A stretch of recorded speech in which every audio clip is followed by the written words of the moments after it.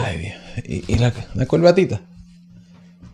No, it's gonna look good. You look perfect. Okay. You look real. How my hair looks like. Yes. Good. Okay. You have a nice shine going on there. A nice shine. Yeah. Too much thinking. That's what my grades are. Too much thinking. You know why I'm bald? No. You know who carried the gene of being bald? No. You know, is the mother. Oh, I think you told me about this. Or Yeah. somebody told me about this. So I'm bald because my mom. Not because of my dad. But my dad is bald too. Oh, I mean, he used to be bald. Yeah. Is your dad bald? No. You have a lot of hair? Yeah. Like a lot? Yeah. You have never been talked to me about your dad and mom. No, not too much. I don't think so. And then I was thinking today, because I know you told me that you're Puerto Rican. Puerto Rican and Colombian. Puerto Rican, Colombian. That's the thing. We were talking about that today. We were driving. I said, yeah, I know that.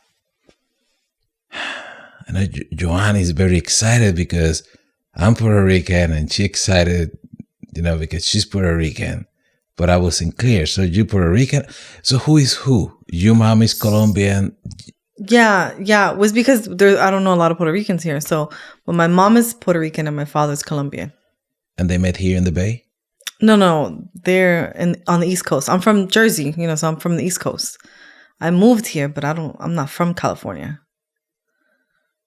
So New Jersey, which makes sense because close to New York? Yeah. What part of Jersey? So it's like north central Jersey. So I was like 45 minutes from Manhattan, like 30, 45 minutes. Okay. Yeah, very close. Yeah. So that then it makes sense because all Puerto Ricans are there. A lot in Puerto Rico. There's no Puerto Rican in the Bay Area. I'm the only one. No, that's true. I don't know Puerto Ricans around here. I would like to find not too many, but some of them. No, they exist. It's just it's few and far between. So we have to look at like cultural events and things like that to get more acquainted in the area. So do you know other Puerto Ricans here aside of me? Like I have another friend who was like half and half. Like she was like half Puerto Rican and half so that's Mexican. That's what I keep hearing. I think there's this blend of half Puerto Rican with half something else. Right. But Puerto Rican, I have never met one yet. Yeah, maybe there's like a so in Oakland there's a restaurant, like a Puerto Rican. In Oakland? Yeah. Puerto Rican restaurant? Yeah. Had you been there? Yeah, I have. It is good? Yeah, some of the stuff is... I haven't had everything, so I don't know. But I had a few things because it used to be in like it used to be like in the back of a different store. And then they opened their own store in like off of Fruitville Ave area. Okay. Yeah. So they have a store there. And then there's like one in San Rafael. Yes. Yeah. I know that one. Yeah. So, but I think the owner of the one in Oakland, I think he's Puerto Rican. Like, okay, then I had to check it out because I think I went there and I got my kids like papa rellena or something like that. Okay, that sounds Puerto Rican. Yeah. Because one day I went to a Puerto Rican food. I don't want to mention name. Right. And it wasn't good at all. Where? But, San Rafael. Yeah. No, like I don't see the point. Yeah, like we have it and I'm thankful for it and and we can experience more in different places too. That's what I miss because on the East Coast, there's your cell phone is going off. Yeah. I thought I was silent. But it's not. So basically in the East Coast. I'm from Jersey. I lived in Florida, and then I moved to Florida, and then I moved here. So and if in comparison, right, this is probably the harder area that I've seen that is harder to find more authentic food that tastes like our family made it, you know? Yeah, yes.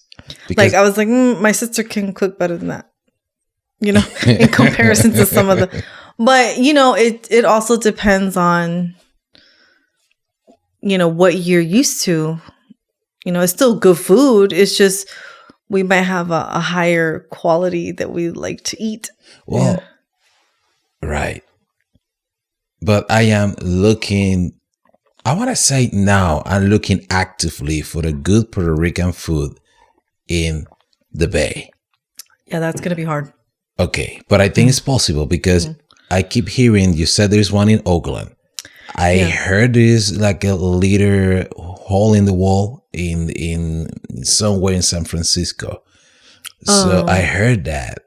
I don't know. I just need to check it out. Yeah, there's I don't know if it's Puerto Rican. I thought it was Cuban. There was a place. There's like a Cuban place too in Oakland. But yeah, I would check. I don't know about the hole in the wall place. I'd like to check it out if there's one there too. Okay. We're on a mission. We have a mission, to find out and then give a fair review. Yeah, the one in Oakland is like a smaller one, but I think the owner of that is from Puerto Rico. That would be cool. Yeah. Then we can go there and be loud. Hey, huepa, ¿qué pasó?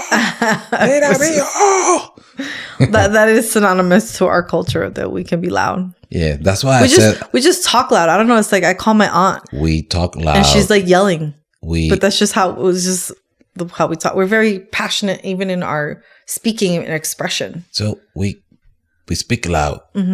We fight loud. We celebrate loud. We do everything loud. Yeah. Even a church is just like too noisy. No, it's like all the instruments. Yes. It's like a band. Yeah. Oh, you know what is funny about Puerto Rican? This is actually that I think is very about Puerto Ricans. Like here in the United States or in the Bay, every time there's a strike or a protest, it seems like a protest, like a strike, like people are upset about something. No, in Puerto Rico, when people strike in Puerto Rico, just all the instruments, all pandereta, tambore, it's like a concert. These people who even bring food. So we're still striking and fighting and we're pissed off. But there's a party about that too. Right. Well, bomba dance it was a way that, like, culturally, the historical dance of bomba was a way to express like everything that they're dealing with in a form of dance and music, you know, as a culture. Bomba, a lot of the instruments are African, right? Well, because it's a combination. It's a combination of, has African influence, but it's something that is like merged because, you know, part of our culture is African culture. Yes. Because of when, you know, Spain came, and not just Spain. Puerto Rico has had many other people come into the country. Yes, every 100 years somebody come to us and invade us, and they said, "This is mine." But it's never belonged to Puerto Ricans. Right, right. So it's been Puerto Rico's been through it. Yes, but is it because they brought slaves over, you know, and then they had merged them with the indigenous people of Puerto Rico, the ones that were left that didn't die or were killed in the genocide. Yes. You know, so then it was mixed breeding. So that's why Puerto Rican is a mix of African, Spaniard, and native that we call indigenous. Right, Yes. exactly. So I even did my I did my DNA testing, and that's exactly what my makeup was. It was like 60% Southern European, which was a lot of influence in Spain and Portugal, things, you know, that area, and then there was like another 21 or so percent. It was native, you know, indigenous, and then the other 12.5% was North African. That was like, you know, that was ancestry. No, that was like the 23andMe testing. You know, it's basically the same. It's 2 different companies. Okay. So yeah, but I never done that. Yeah, that was because I was like, I wanted to just kind of confirm what that makeup was, and it literally is that same thing. It was the 3 major influences. Huh. Mm-hmm. I think I've never done it. I wonder. A lot of people think that I have a lot of African. Mm-hmm. My mom, like my mom is black, and she always bragging about her blackness. She's proudly black. My dad, white, like white, pink, like so white that he looked like a salamandra. Well, that's the thing about Puerto Ricans. We come in like all different shades. Yeah, yeah. And then that's the outcome. This is the result. Yes, but I don't know which percentage I have of native. Yeah, you Indian can you can do the test and check it out, because like my grandfather, he was very much more Spaniard looking. He was also more white, and my grandmother, she looked like the Taino, which is the Native Americans of the island. Okay. She was like caramel complexion, straight black hair, high cheekbones, like a lot of the features, and short, like really short, you know. And so I in the winter I get really pale, but in the summer I can get really tan. Okay. I become a chameleon. yeah, I got the same problem. My body parts look like different tones because it's like super white and tan. So right. Yeah. So I look camouflage. Mm-hmm. Yeah, it's a bonus feature of being able to tail out in the winter, but then tan in the summer. Yeah, so we multicolor. Mm-hmm. That's kind of cool. Yeah, we have a blend of the melanin. Mm-hmm. Well, what was the last time I saw you? I don't remember. You see, this is actually, you're talking to me, and what I'm remembering is like, I got the feeling that every time we connect, we busy. Yeah. Or we just in a hurry. You have 1,000 things to do, and I have another 1,000 things to do. And when connection happen very quick. And I feel that, and I had to, this happened to me with a lot of people. There's so many things going on in our brain that we talking and connecting, but it's such in a hurry that we don't feel that it's happening. Yeah, presence is hard to sustain in our culture. That's why I'm creating. That's why I'm creating this, because I find out. I said, look, to me, it's very important to connect with people. Yeah, and I just realized that I got seasons. There's times that I don't like people. I'm very lonely, and I want to be by myself. Right. But I appreciate connecting with people and just exchange ideas. Yeah. So I discovered that if I have a podcast, then at least I have that block of time to have the attention. Right. And we were talking earlier about, oh my God, what are we going to talk?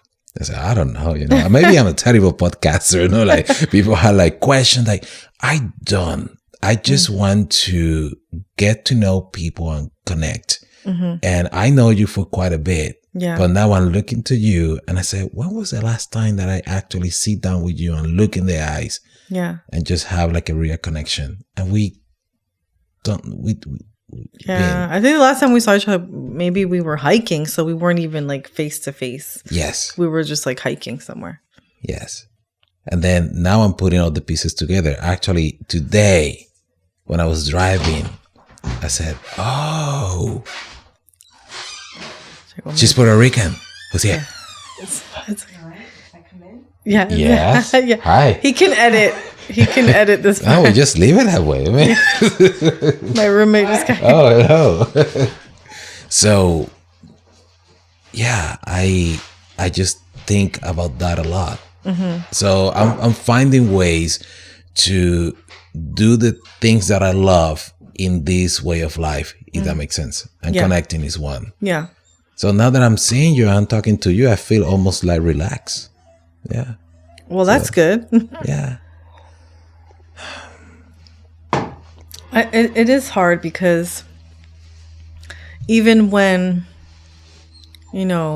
you set an intention to have a present conversation, there's a lot of communication that has to take place, especially if you have a lot of accountabilities, or you live with people, or, you're a parent. There's things that have to be, it's almost like you have to set up a structure so that you can have that presence, or you can have that without feeling like you have to be tied to your phone, without feeling like, oh, so-and-so can call me, or, so there's almost times where I personally have to communicate, hey, I'm going to be unavailable for the next couple hours. So, because I'll be doing this X, Y, and Z thing in case, the kids need me, especially if they're with their father, since I co-parent, things like that. Or the nature of my work. Sometimes I have to be fully present with a client. So that's like radio silence for like about an hour and a half, depending on my completion time and my own debrief time that I need to, finish my notes or whatever.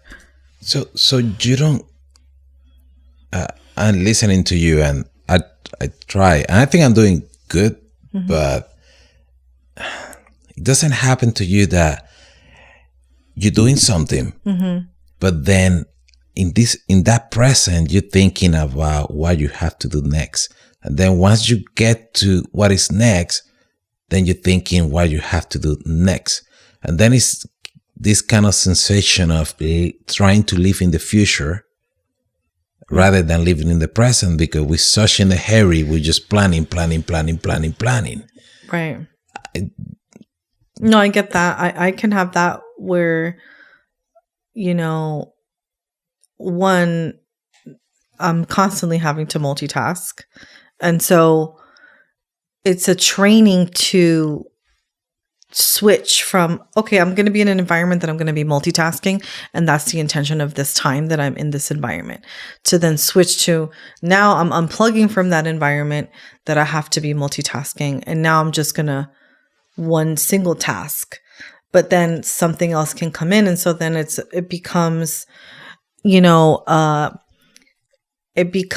become the navigator. You have to navigate the different types of environments that you're in, and what are the things that can influence or come in that can pull your attention. And then also sometimes as a mom, we have this superpower where we can just mute out certain things. Yeah. And it's just like, okay, all of this is happening around me, but I'm going to just stay here right now. And then unless it's like an emergency, all that's happening is fine. It's just kids running around, for example.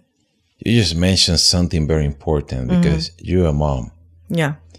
Yeah, that's a superpower, because I'm listening to you and I'm just tired to do like multitasking stuff. Like, I'm legit tired. I want to do one thing at a time. Because I think I need less to enjoy life or to appreciate the moment. And sometimes there's a lot going on. So many things going at the same time. Right. That I feel that I wonder, am I missing life? Because it's going too fast. So many things at the same time.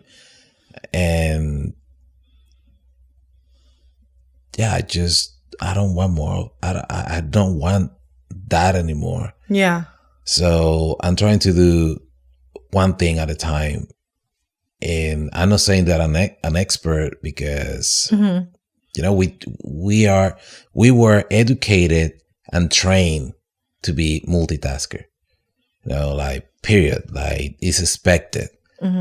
I just saying that if I want to enjoy my life and the simple things in life, like connecting, I'm giving up that idea of multitasking. And maybe it sounds terrible for productivity. Maybe if I say this for a job interview, they're going to say, oh, no, this is not no good. This guy is, kind of put too much pressure. Yeah. But I don't like it anymore. I think all the jobs that I had, all the careers, the life itself, moving from place to place, city to city, and then even myself, I create 1, 2, 3, 5, 6, 10 projects at the same time. And then I had to become multitasker. I think I'm becoming old or I'm outdated. For me, it's not sustainable anymore. So, and I think, I'm not saying something. I think what I'm saying is not even, doesn't sound cool. I think I'm just projecting myself as being boring, aburrido. Yeah, You say that they're bored or somebody who doesn't have too much going on. But yeah, I guess I think we're going too fast. Well, you bring me a bunch of mofongo and a lot of Puerto Rican food, and then I have to choke that like in 10 minutes. I won't enjoy it. Yeah. And I think that's what happened in life. Yeah. It's so fast that we always thinking about what we gotta do, and we just missing out life itself. Well, but that's me. No, I would assert that a lot of people can relate to your experience. I think it's,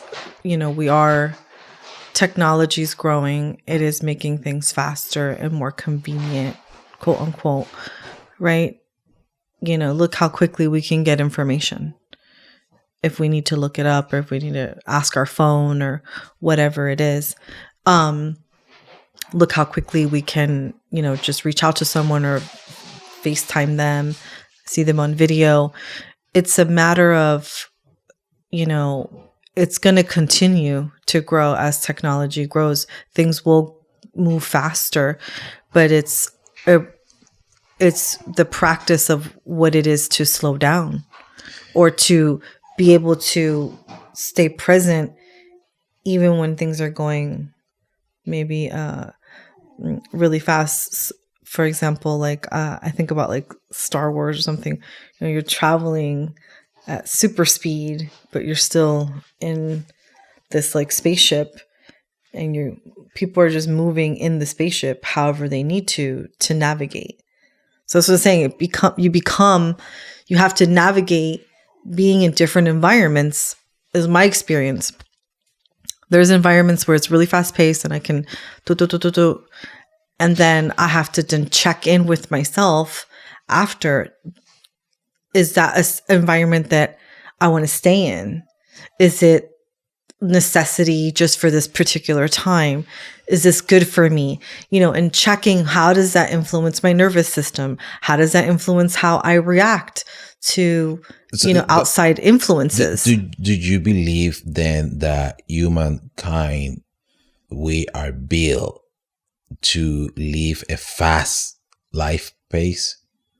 Like that quick, like everything quickly? Because yeah, it is true. I'm seeing technology is quick. Everything is quick, but who's benefit from that? Like how I'm benefit to call someone just like so quickly. I can make a phone call and call somebody, but that person also is everybody's so fast because I'm making a phone call. Oh, that was quick, but the other person is telling me what's going on because that person fast is kind of like in a hurry, and then everybody's in a hurry.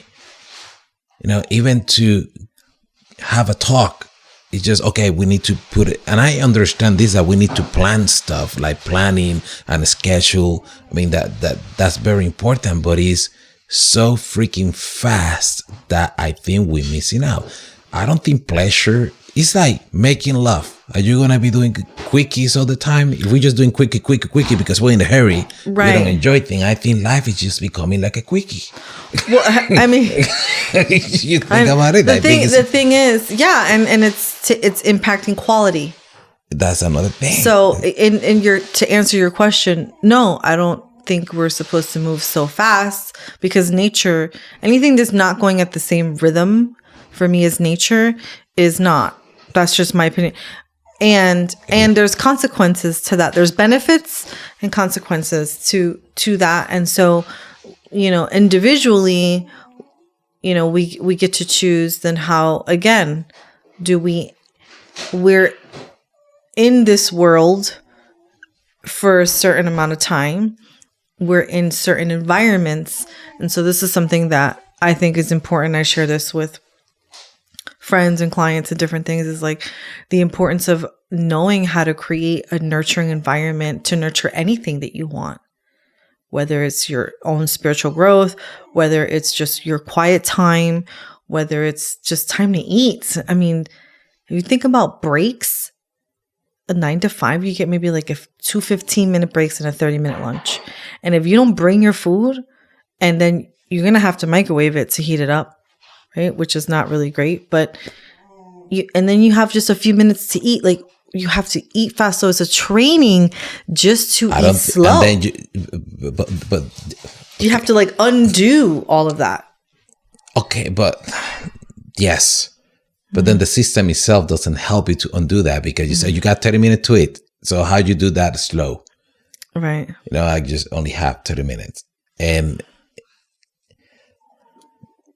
who's this guy is crying a lot. Why'd you just let him come? Well, can he come in? Yeah. So he can come in now. Is he gonna pee in the stuff? No, he can come in now. Yeah, he can come in. Oh, are you going to go back over there? So if then he'll be fine. It's because he wants to see her. Oh, okay. Because she's going to see him. She's going to go on that side. Okay. Oh, I see. Yeah, so she'll come in there and then she'll be with him, and then he'll be fine. Oh. Something that we have not done, and this is maybe because I'm a terrible podcaster. We have not been I don't know if you want to create that. Yeah, well, I mean, we have not been introduced to each other, I guess, because we know each other. Right. But I just think like people should know me at this time. I go by Angel and I speak in broken English. And I had this podcast in order to simply connect with different people and understand their belief and just, simply connect. That's it. And I try to do my best through this podcast. Nice to see you again. Yeah, and I'm Joanna. And I don't know how many years now that we know each other. You met me when I was dying. I know. I met you before you were dying. Before I died, yeah. I met you. Thank you for the Subway sandwiches. Yes. Was it Subway and coconut water? Subway. Oh, coconut water. Yes. I think a banana. I think I brought you a banana. I was trying to find out what you could eat because everything was really scary at that time. Yeah. Mm-hmm. So that was like oh my God. March 22. Mm-hmm. So we in February somewhere right now. Yeah. This is when we're recording. So March 20 something, I think it's going to be 2 or 3 years that I have all these blood clots. And wow. Yeah. I thought I was not going to make it. I was very cool with that at some point. I said, I know. I remember. You remember? Yeah, because you started to open up like a lot. Yeah. And I was like, yeah, this is why he's scared. He's scared, but he's not saying he's scared. You think, no, I wasn't. There was a certain point I think you were, and then, which, I mean, who wouldn't be, right? But then you crossed a certain threshold, and then you were kind of at a different space about it. I think about, now that you're saying scared, I don't think I have time to be scared. I was just kind of like reviving everything and reflecting. Mm-hmm. Maybe I got scared after. I think, I was so, it's just, it's similar like when we are into action or when in an emergency, we just react. Mm-hmm. And then PTSD come after 1, 2, 3 years. Right. So I think it's similar to that I felt. Maybe that was so many things. Oh, talking about living in a freaking hurry. There's so many things going on, and me arriving to the Bay, trying to put my life together. Mm-hmm. And then I got this blood clot in all of my body. Right. It was a traumatic experience. So it's understandable to have those feelings after you know? Yeah, but I think sometimes we're such in the hurry that we don't have time to digest that. That's what I'm actually saying, because you For said, sure. do I have time to be scared? And I have been scared before, but I don't think I have, because I thought I was not going to make it. And I was very kind of like reflecting the idea that that's it. I don't remember just being scared. I just was remember kind of like giving up. Now, as soon as I went to surgery, I felt that reborn. Is that a word? Like reborn? Yes. And yeah, that's how I see it. And I think that's probably were. Well, yes. I mean, like the doctor's telling me, oh, you don't know if we're going to make it. We're still concerned about you. So, yeah. But I think that's why I'm so reflecting right now about how I'm living my life and the things that I want to do. Yeah.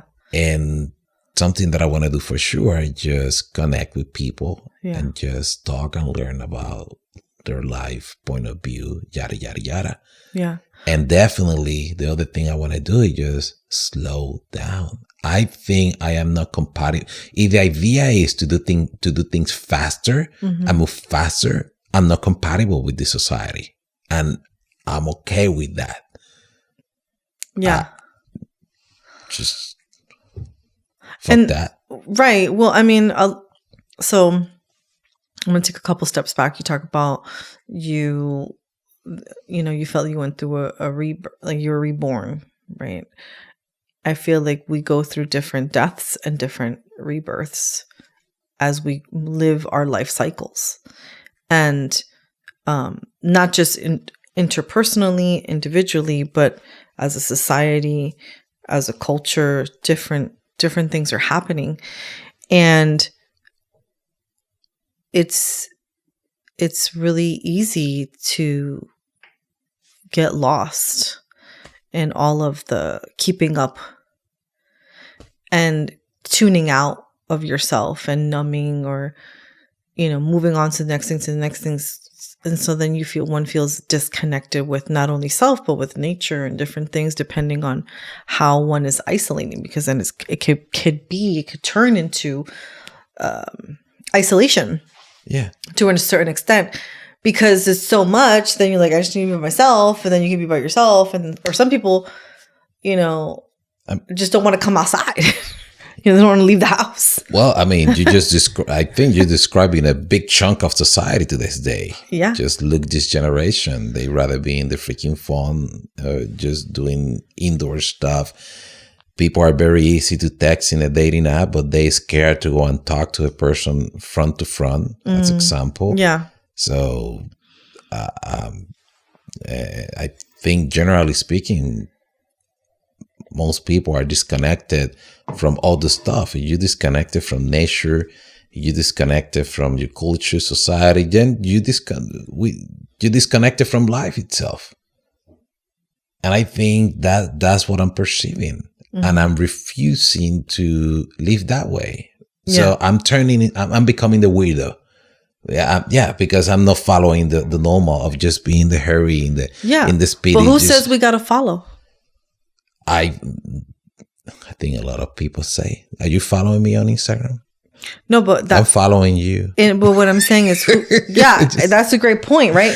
Interesting. The word usage, right? The word usage of followers. So I have this many followers, and it's language is used quite interestingly a lot in our society, and it's also a form of programming. But so that's why it says, who says there's anything that we need to follow, and who says, you're in something. And I say the reason why I'm asking that specifically is because one gets to say. So I'll say more about that.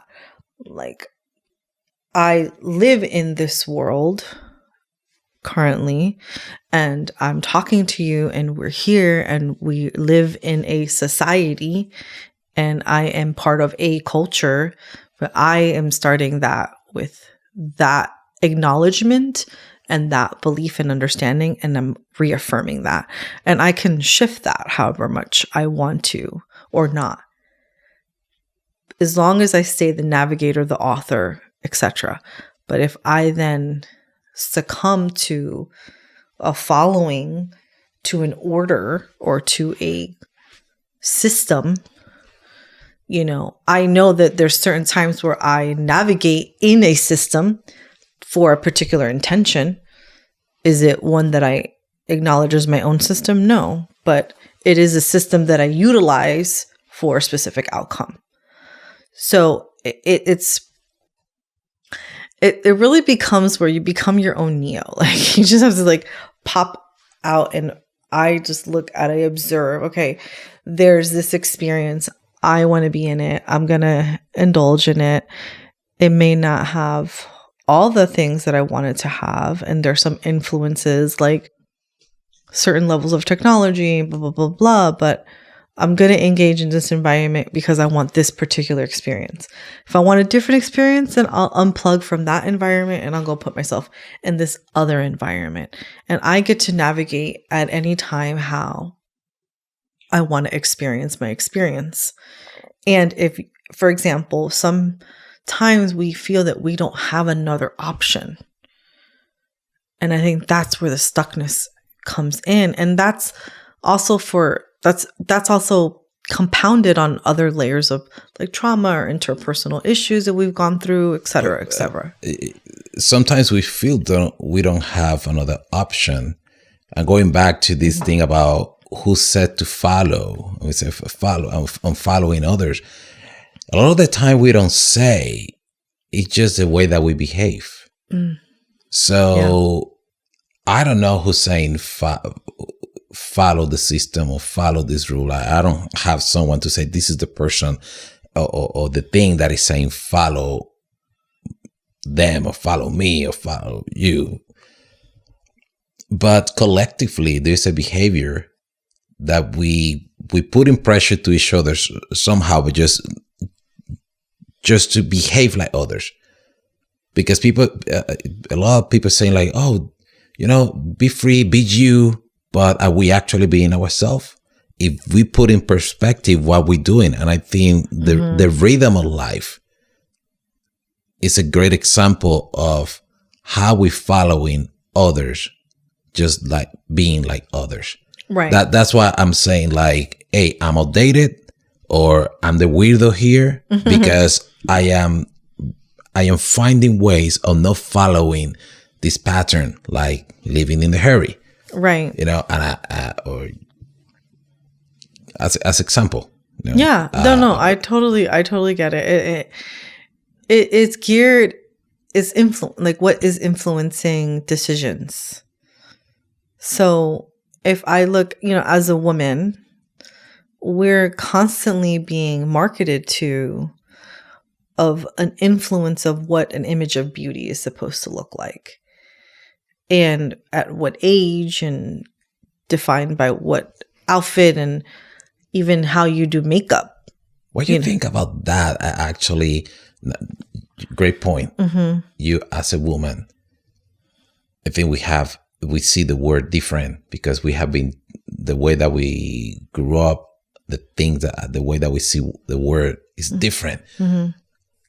You as a woman, how do you see this society? Or the question is this society right now aiming toward the benefit of helping women? Like you think the way that the society shape is helping, it's a good place to develop the woman mindset?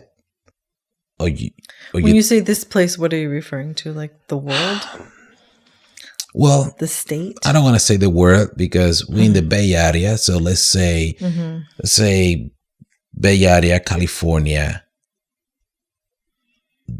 Do you think that the environment and the information that we distributing, like what we're creating, is aiming toward helping women or is not?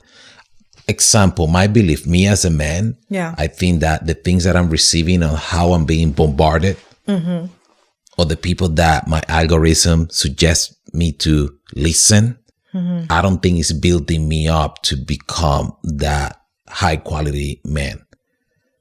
I'm seeing that I have to take care of and be very skeptical for a lot of ideas that I want to be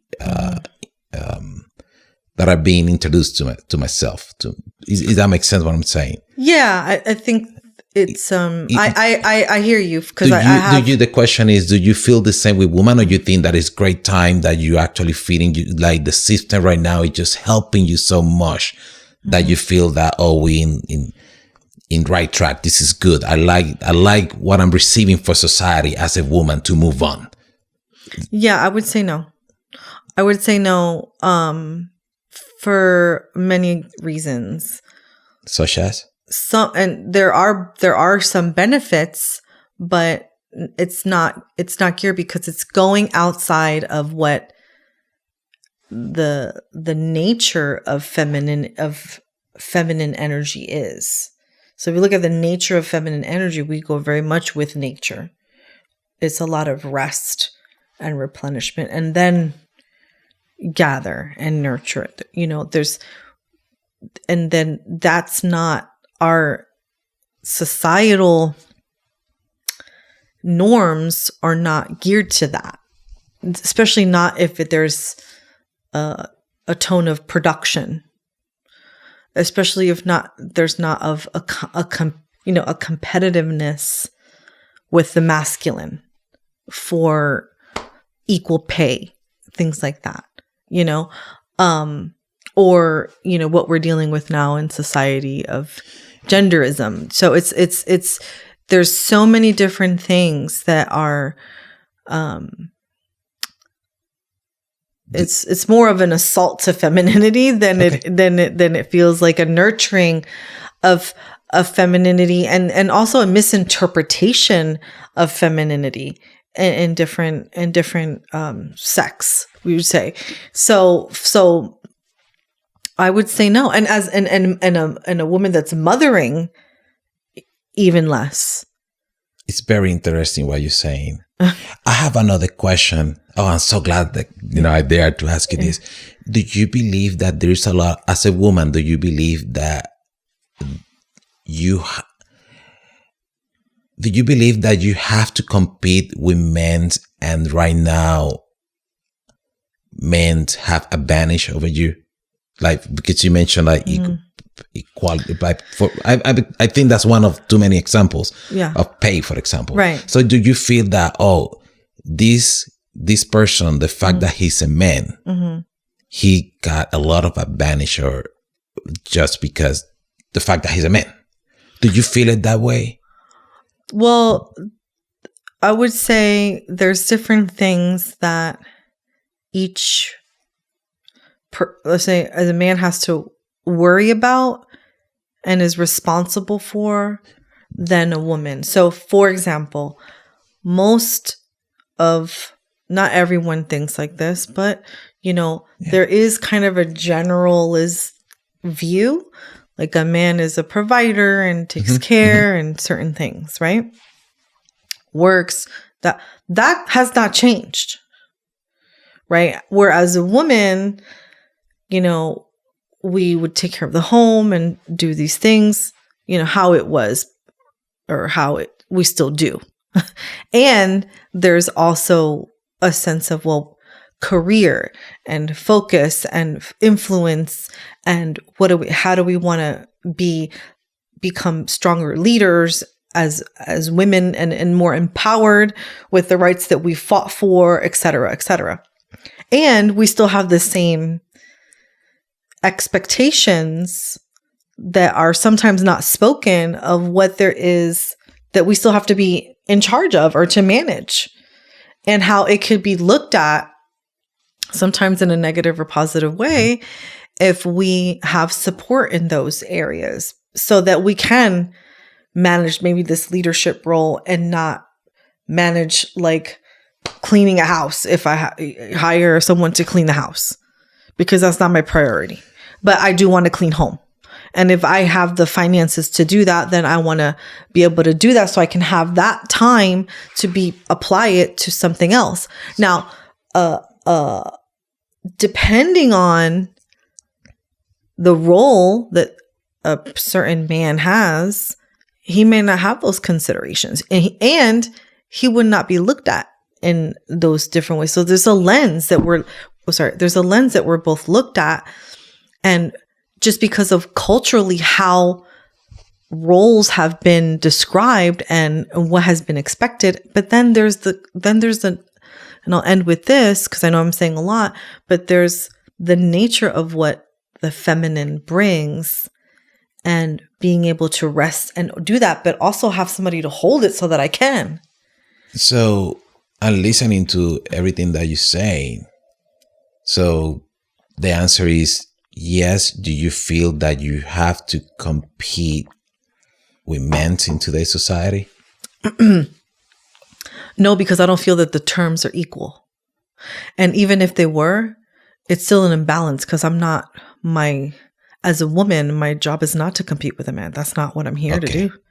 And I don't, what I would like, there's things that I want, there's things I desire, not just, and also a woman of color.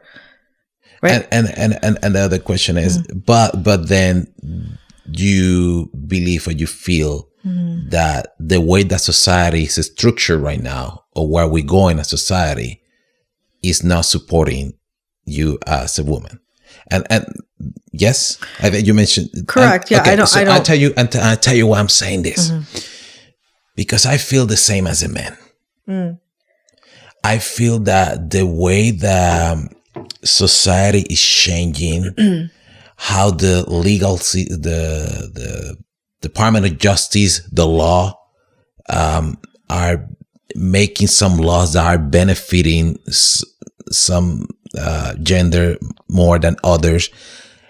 I don't feel that I don't feel that the system is supporting me. And what I mean with the system, society, I don't want to say the world. We're here in the Bay Area in California. But pretty much sure United States, I'm going to say that because I have been moving from place to place. I think that I don't feel satisfied, and I don't think that the system itself is being fair with me. Now, I'm saying that as a man, I'm asking you as a woman, you're basically saying, yes, I feel the same way. Yeah. But we're being different and we feel the same. Yeah. And I keep talking to other people, woman or man, and they feel the same. Yeah. So the system itself is not being sustainable for us, either as a man or as a woman or whatever. As a whole, no, it's not. As a whole, it's not. That's my point. That's plus adding to that, we are living too fast. And when we are living too fast, we don't have a time to stop and to connect and to reflect, because the worst thing that is happening right now is that we don't have the opportunity to speak this up. Yeah. When was the last time that you talked to a man and have this talk? And I didn't. Right. And I think that is actually worsening the situation. Right. Well, we're not living in a system or in a society that is trying to set us up to be able to do that. Yeah. If anything, it's gearing it to more of a detriment than an empowerment. I can say there are things that I can do, and then there are things that influence the impact that I can make in my own life sometimes and others. Now, it still takes something to continue to have a mindset to move through that. Yes. Move through that. However, not everybody is living in the environment that I'm living. Some people are living in different circumstances, and that's even harder. Yes. To contain a certain safe space even here in one's own mind. And that right now is from my perspective, is the nature of what it is to be able to save oneself from all the noise, because everything is affecting that. Yeah. And both visually, both nutritionally. The whole thing. Everything. Yeah. Yes. Everything is affecting not just the mind, but also the body, and connecting to oneself. You know, as a person who supports people to attune to themselves, the layers that one has to go through to kind of regain yourself, not just from a superficial level, like there's a spiritual level, but then there's the doing it from a day-to-day mundane experience. It's like, it takes something to not to contain everything that you're constantly nurturing, because it becomes work when you're already working. Yeah. You know, and doing all the things. In a hurry environment, fast pace. In a hurry, yeah. Or even slow. Because I could be I could be going slow. I can physically be going slow, but my mind can be going 1,000 miles per hour. Yes, definitely. Right? Yes. So it's not just... How we call that, burnout, or after burnout, or before? Well, I mean... just going crazy. There's a bunch of words, right? Like, how many times you sit and ruminating thoughts? Yeah. Right? On hyperspeed or super speed. Or yeah. That's very true. Being that said, and actually I want to ask you first, like, what do you suggest? How would you fix if you had the power? Like, you have the power to change your world, which I know you have that power. I have it too, but if you had the ability to change the entire world and society, like, what would be your recommendations? What would you suggest to fix this mess, this feeling that the system itself is not helping us? How would you fix that? What would be your recommendation? That is a loaded question, and there's a lot to say, but I would think everything has a beginning, right? Because something has to, if we're living in something that doesn't work, we have to acknowledge that first. Yes. Because you can't build on what's not working on a loose foundation. So it would have to be first an acknowledgement of everything. And that's hard for people to do because we're not trained to acknowledge what we're actually dealing with. We're trained to distract ourselves from what we're dealing with. Exactly. Distraction. People are in pain. They don't feel comfortable with CC. That's why there's so much garbage content. Is distraction, and nothing wrong with distraction. We need to distract ourselves. It's very important. Yeah. But if we are just distracted and not taking care of our stuff, I think we done. You said something very important. I agree with you. I think we need to speak up, to acknowledge, hey, there's something going on.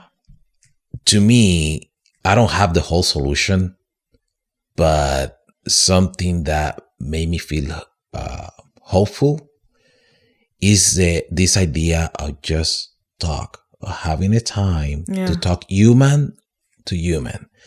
Talk about our difference without getting crazy. Too excited. My God, no, you left, you right, or you Christian, or you like just and try to understand each other. Like, why you believe different than I, or why we think we believe the same. And once we connect to others, also create a time to connect with ourselves. Like, meditate, reflect, rather than just be distracted. Just be concentrated, be conscious. Which I think for me, to be spiritual. For me, being spiritual is just being conscious. But for that, we need to create time.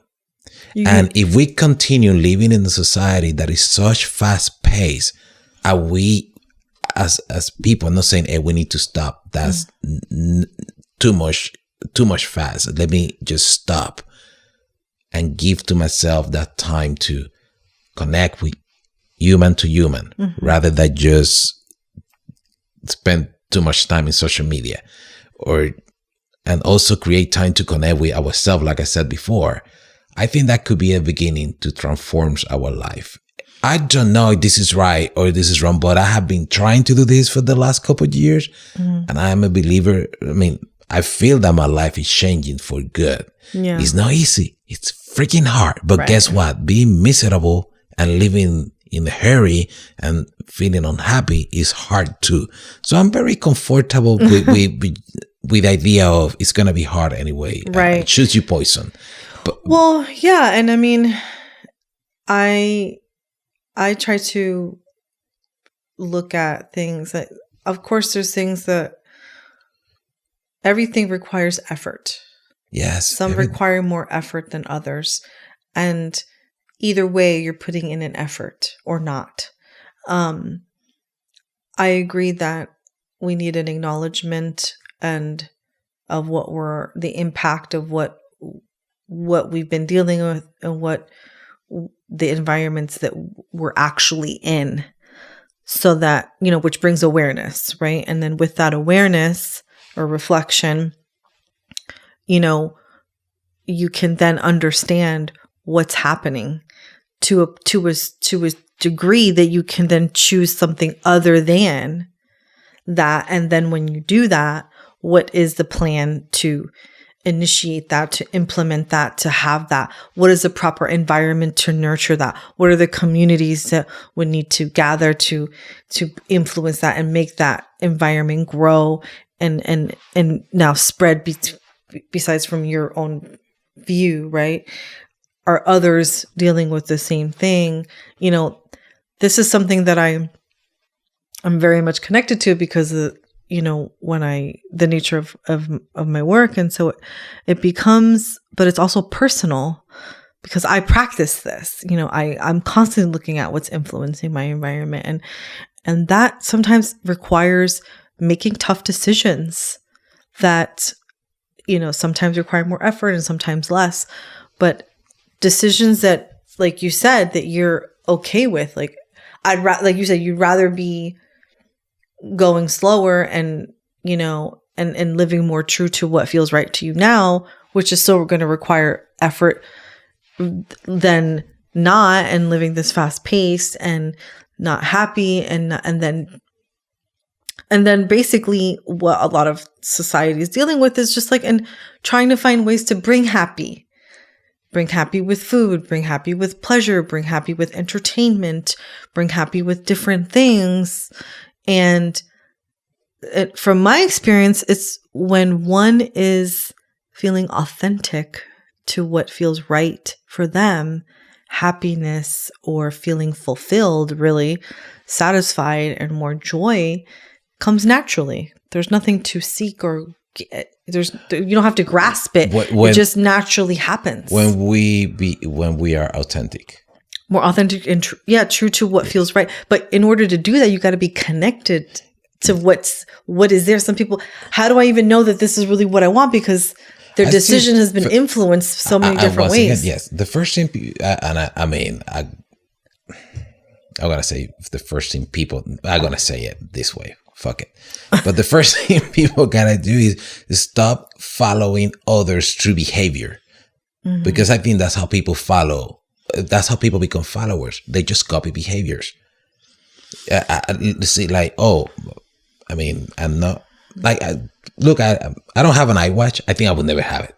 But and I'm not saying that whoever got an iWatch shouldn't have it. I think it's cool. But you think how many people have an iWatch just because a lot of people have it?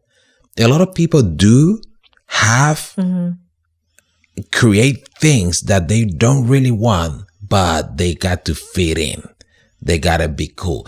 And behaviors also is another way to follow society. Like talking about followers. Like right now, if we don't have enough followers, we feel that. Right. Oh, how many followers do you have?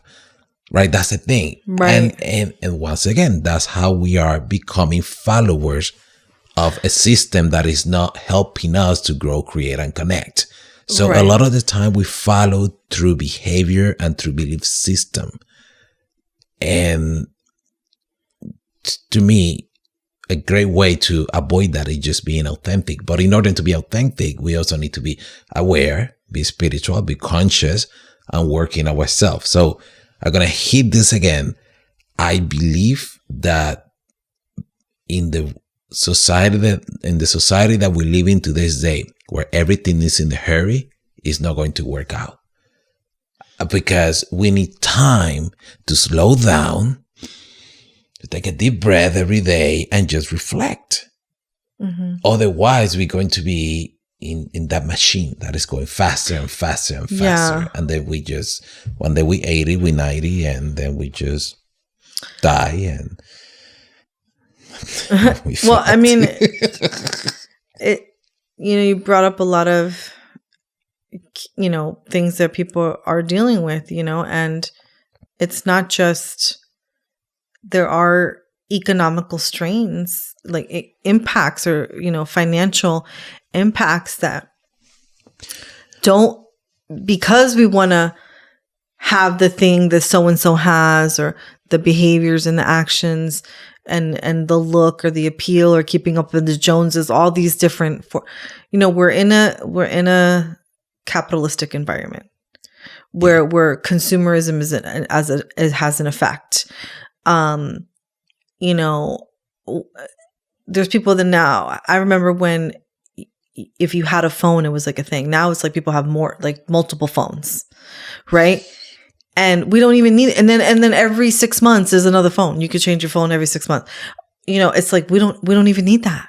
Half the time people are not even using all the features on the phone that they have. This is the second time I'm hearing that. I was talking with Mike. What's up? So Mike, he likes to, that's a geek that he just get used phones. I don't know, he resell it or something, but he just telling me exactly that. And he got just how he just telling me. Yeah. And it's so true. I said, what is that gonna have this phone with a lot of apps and stuff? And I don't even use half of the apps that the phone has. Well, so what I need an upgrade. I didn't downgrade. Is that a thing? But a lot of the time we have so many things that we just don't need. Right. Well, and that's because a lot of times people are not clear on what they need, because we have wants, we have desires, but we don't live in what is the thing that I actually really need, or do I? And questioning that. And then the other part about being influenced by consumerism and also what other people are doing and things like that. I mean, it's hard not to be, given with anywhere you go, you're being marketed to. Yeah.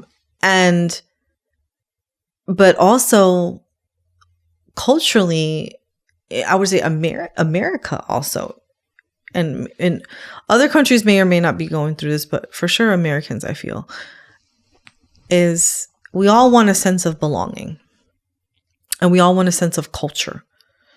But what does that really feel like?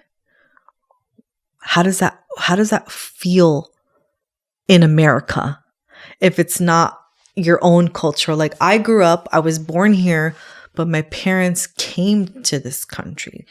Neither one of them were born here. So my influence is from 2 other countries, and I merged that into the influence of this country, but with a lot of pride from both, and also acceptance of myself as this combination. I'm a combination of things, of culture, of, all these things. But where does belonging set in? I can belong to myself. I can feel belonging with a friend. I can feel belonging with a community. So those 2 things, really questioning those. Do you think that's a great point, actually, what you're just saying? Do you think this could be resumed with connect, like people, culture, when you say culture, where we belong to? I think people have the need to connect. Yes. Connect is one. To me, happiness, my concept of happiness is the ability to grow, create, and connect. I'm very clear with that. So for me, happiness doesn't have to do with a feeling or something. It's an ability. If I grow, create, and connect, I'm happy. And connection, once again, is one of those key that for me define happiness. Yeah. Because as a human, I have the need to connect. But in order to connect with others, I also need to connect with myself, get to know myself, get to know what I want, who am I, what is my purpose of life. And based on that, I can connect with others. Yeah. So because you mentioned culture, and I have been moving from place to place. I go to Puerto Rico and my friends make fun of me and say, bro, you don't behave Puerto Rican. You look so different. And then I go to I don't feel that I belong to a specific place or culture itself. And I'm okay with that, but I do believe that I need to connect with people, for people who support me, and I support them. Yeah. And I think a lot of people are just looking for that. They just kind of trying to find out through society or through social media or through bad or good habit, finding a way to connect. But in order to make that happen, we need to learn how to connect first with ourselves. And that's something that this society, I don't think, is teaching us, and I don't think is setting up the conditions and the environment to allow us to promote that connection. It's all the opposite. Everything is more inclined to disconnect us more and more and more. Yeah, with the guys, like a disguise of we're connecting. Yes. Because we're on the phone and we're virtual, or we're in this group online, or, but what does true connection really feel like? And that can feel complex to people if they're not even connected to themselves, right? Yeah. And where was the source of where they learned connection? Where is the source of where I learned connection? Where do you learn how to connect with people? From my mom. Your mom asked. Because that's one of the first connections that you establish. Really? I learned how to disconnect from people because of my mom. I have a different experience, but you say you learned to disconnect. Yes, because of your mom, right? That can be a thing too. But my thing was like, you asked me how did I learn connection? It was through my mom, because that's the first person I was connected to, that's physically. Cool. Yeah, and also bond, right? So then from there are all the other connections and how those connections influenced me. And then there was my youth and how connection impacted and how I connected then. But then there's me now and how I connect now and how it impacts me now. And so there's so many components to this that it really takes a deepening into understanding those layers and oneself, and having the time and taking the time to do that. I've also been in a lot of business environments, like business trainings and classes and groups and programs. And a lot of it is geared on, what is the goal, or what is an intention, and are you focused or are you distracted, and having a plan, and, how to execute that plan, and what's the mission, and like there's a structure to it. When it comes to one living, the experience of living, nobody's here. Here's this map of how it goes. You go through an educational system. You're influenced by your parents or whoever helped make sure you didn't die for the first 18 years, right? Influences your structure for living. And we don't really get that. We don't, because we're not taught that. How do we disassemble that if it wasn't really set up in a way that I wanted it to be? Actually, the first 7 years, psychology. This is all I study in psychology. Mm-hmm. The first 7 years is when you reprogram, you program a brain. So that's why the childhood is so important especially the first 7 years. So a lot of people, like in my case, I have a lot of, I had a lot of childhood trauma that I had to heal and overcome and reprogram myself in order to feel in good mental condition and be able to have a life. Right. Like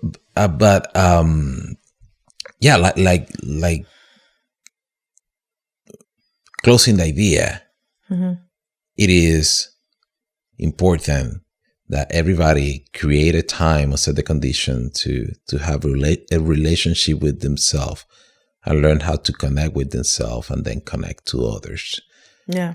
And being that said, I am very grateful that in the last in the last years of my life, I feel that I have been growing, creating, and connecting. And I feel very grateful that I'm connecting with you. Thank you.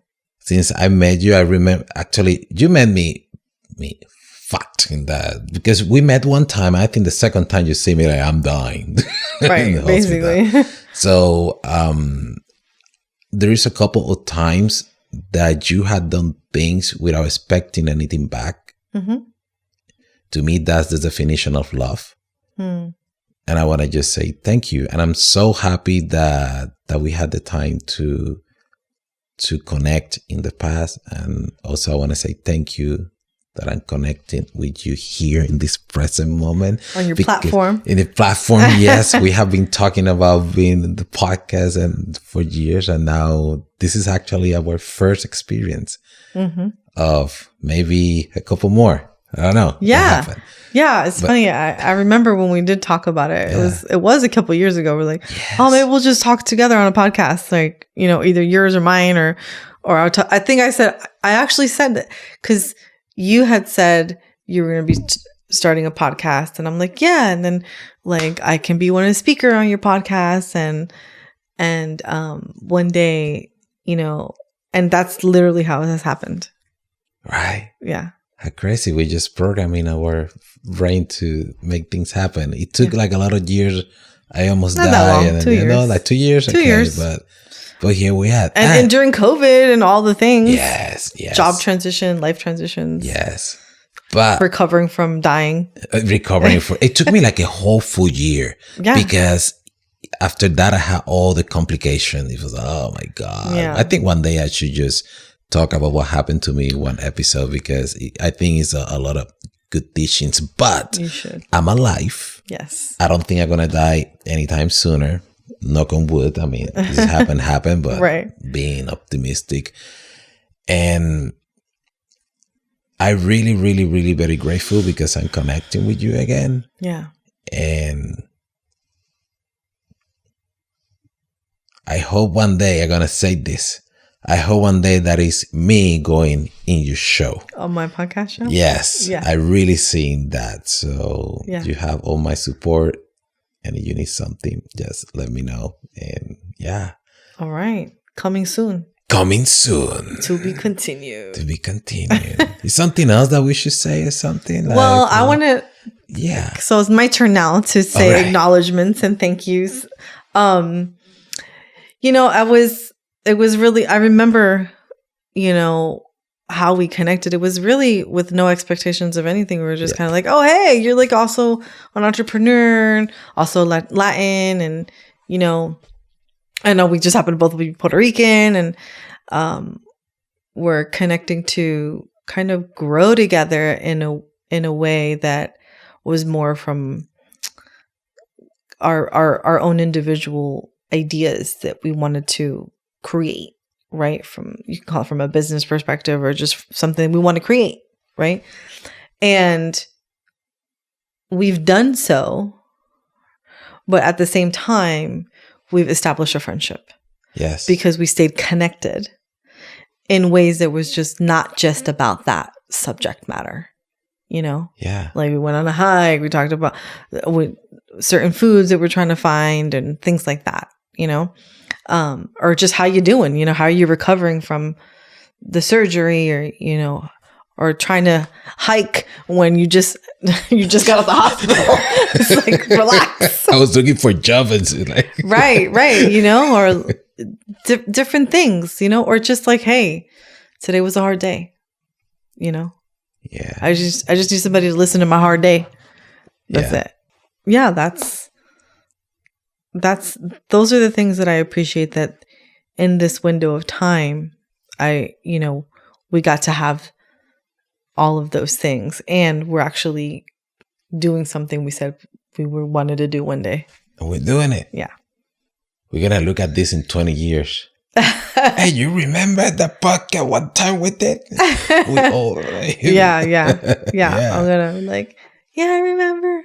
And we're talking about Puerto Rican food, and we found this restaurant. We got to check that out. Yeah. We need to check the places. Yeah. Exactly. Yeah. So I like your formula to happiness: to grow, create, and connect. Oh yes, I was living in the street, and from the street and translate to live in the shelter. So I had to go that deep down. Yeah. And I was one time reflecting. I stopped believing in all my belief or ideas. I stopped believing in God. I stopped believing in love. My intention was to have no feeling for anything. Just reprogram myself. Because the concept that I had of what it was God, I grew up in very conservative, religious, not healthy for me. So my idea of what it was God was no good. I didn't know what was love. I just met toxic love. I was very familiarized with toxic love, but not like love. Yeah. So I had to recreate my concept. And one of those concepts was happiness. And after a lot of meditation, I came up with a conclusion. Look, happiness is not about a feeling, because I consider myself happy, but I know I'm going to have moments of sadness, and I'm going to go through difficulties. So for me, it's the ability of create, connect, and grow. Because when you have a job that you love it, that job is allowing you to create, grow, and connect. When you have a good relationship, that relationship is allowing you to grow, create, and connect. So for me, that definition of happiness helped me to create, to connect, and grow. And I like to spread it, that idea. So if you love it, then I do. I think it's a good formula. We all need formulas for success, and that's and success at whatever it is, right? And for yours, it was happiness, and you set that up for yourself, and you follow that, because living is. There is suffering. There's a whole range of emotions, which is also a gift if you can be in acceptance of that. Yes. You know? Of like, okay, it's okay that I have that. And most people are dealing with something, and this is a momentary thing, or it's for a period of time. But how can I continue to grow, create, and connect? Or how do I, whatever the formula is for oneself. So yeah, that's why I like it. Cool. I got the feeling that we can continue talking for 3 hours. Totally. But we don't have 3 hours. We don't have the 3 hours. And how those batteries are doing, they behaving good. There's 6% left. Yeah. But yeah, cool. All right. We made it. It's a wrap. Yeah. Thank you. We did it. Bye. Hi. Hello. Hi.